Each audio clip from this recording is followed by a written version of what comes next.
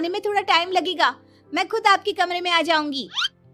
नहीं बहू, तू जल्दी से निकल कर आ, मैं यहीं बैठी हूँ तेरे कमरे में। जब रोशनी को इस बात का एहसास हो गया कि उसकी सास कमरे से नहीं जाएगी, तो उसने अपने गीले बाल एक तरफ कर लिए और बालों से अपना आधा चेहरा छुपाकर बाहर आई। बहू, नहा ली तुम? देखो, मैं तुम्हारे लिए नई साड़ी और गहने लाई हूँ।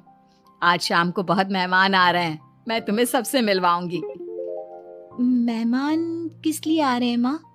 अरे तुम्हें राज ने बताया नहीं बहू? हमारी कंपनी इस साल नंबर 1 की पोजीशन पर पहुंच गई है और ये सब तेरी वजह से हुआ है।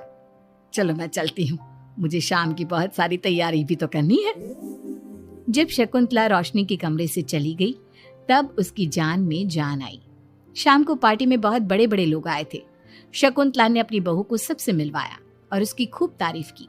पार्टी में सब लोग शकुंतला के सक्सेस का राज पूछ रहे थे, तो शकुंतला अपनी बहू और उसके दिल की तारीफ कर रही थी।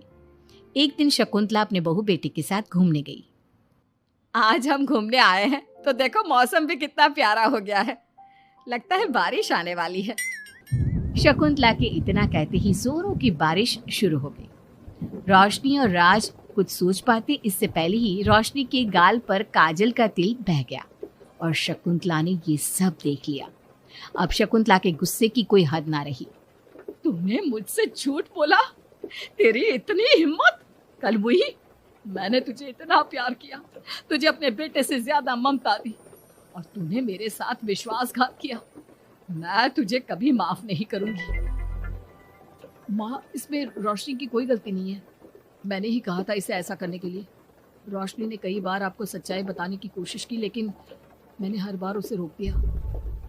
क्या तूने कहा था? क्यों किया तूने ऐसा? कितना बुरा दिन था वो जब मैंने तुम दोनों की शादी करवाई और तुझे शर्म नहीं आई अपनी माँ को धोखा देते हुए?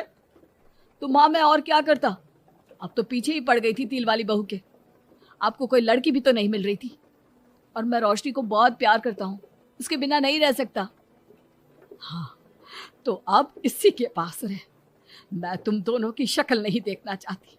ले जा इस झूठी और मनहूस लड़की को मेरे सामने से। माँ, कल तक तो रोशनी बहुत भाग्यवान थी, आज ये मनहूस हो गई। अपनी सोच बदलो माँ, चेहरे के ऊपर तिल होने से कुछ नहीं होता। आपने देखा नहीं, रोशनी के घर आते ही हमारे सारे काम पूरे हो गए। आज हमारी कंपनी नंबर 1 है। अब कब अंधविश्वास करना छोड़ोगी?